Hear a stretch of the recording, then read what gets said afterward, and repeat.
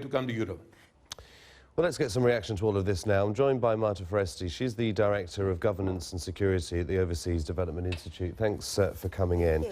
Right, let's just try and get some clarity on this. It appears that those that have been sent back to Turkey and perhaps deported from their country of origin are those that aren't deemed genuine asylum seekers. Fair enough. That's the way it works, isn't it? Only to some extent. I think first let's say that it's been great to see a number of Syrian refugees make their way to Germany through a safe passage, using a plane and not through dangerous sea as a result of this deal. So it's good that at least the conversation about legal ways to come to Europe is finally on the table. The problem with the current deal, though, is that it has a strong emphasis on Syrian refugees.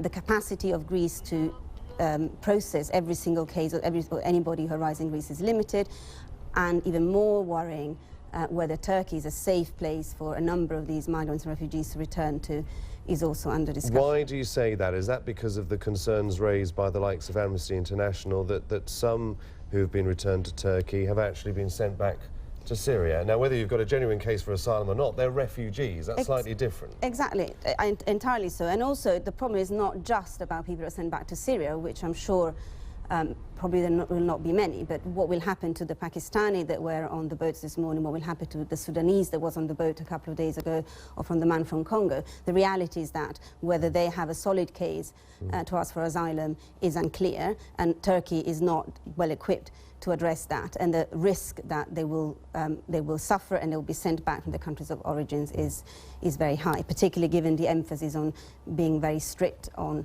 anybody who could be an illegal migrant rather than a refugee. I'm sure you have. I, like many journalists now, have travelled some of the journey with migrants, and the one thing that strikes you, among many things in fact, is their determination to never go back to where they came from. Whether they've got a genuine case for asylum or not, they fear going back. They don't want to go back. Does that perhaps mean that with all these changes and these very stern messages about where you can come and where you can't come, they might just find other routes? I mean, that is precisely what the evidence suggests. The work that we have done at ODI, the work that others have done, suggests clearly that once migrants and refugees make the hard decision to move, to leave everything behind, they just don't go back. Good for the smugglers as well. It's very good for the smugglers because, of course, this deal does not affect the basic supply and demand relationship. So the migrants and refugees will continue, they will want to continue their journey. They will try alternative, more dangerous routes. There have been reports of boats coming from Greece to Italy as smugglers offering services to migrants and refugees directly from Turkey to Italy. And in fact, the numbers of arrivals in Italy are much higher this year than they were this time last year.